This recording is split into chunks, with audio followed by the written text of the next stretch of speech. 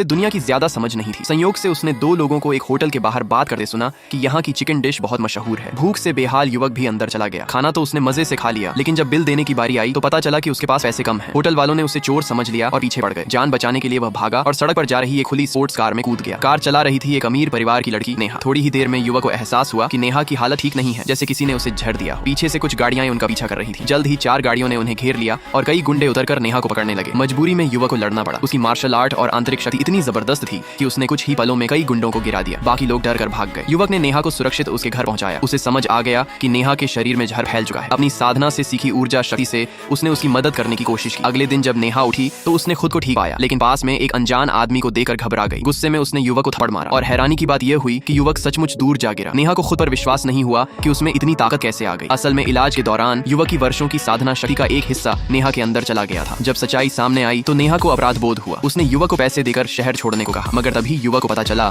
कि नेहा वही लड़की है जिसकी रक्षा करने के लिए उसके गुरु ने उसे शहर भेजा था। अगर वह 1 महीने तक नेहा की रक्षा कर लेता तो उसे एक दुर्लभ आध्यात्मिक रत्न मिलता, जिससे उसकी शक्ति कई गुना बढ़ सकती थी। नेहा के पिता की मौत के बाद उसकी संपत्ति पर उसके बड़े भाई की नजर थी, इसलिए उसे सच में सुरक्षा की जरूरत थी। अंततः उसने युवक को अपने साथ बॉडीगार्ड की तरह रहने की अनुमति दे दी। उधर उसका भाई असफल हमले से नाराज होकर एक खतरनाक मार्शल आर्ट मास्टर महावीर को बुला लाया। कुछ दिनों बाद एक समारोह के दौरान महावीर ने अचानक हमला कर दिया। उसकी शक्ति देखकर युवक समझ गया कि सामने साधारण दुश्मन नहीं है। दोनों के बीच जबरदस्त मुकाबला हुआ, लेकिन युवक की शक्ति पहले से कम थी क्योंकि उसका कुछ हिस्सा नेहा के पास था। मुश्किल वक्त में नेहा के भावनात्मक समर्थन से युवक का आत्मविश्वास लौटा और उसने पूरी ताकत लगाकर महावीर का सामना किया। आगे की कहानी में असली साजिश, परिवार की राजनीति और युवक की खोई शक्ति वापस पाने का संघर्ष सामने आ रहा है।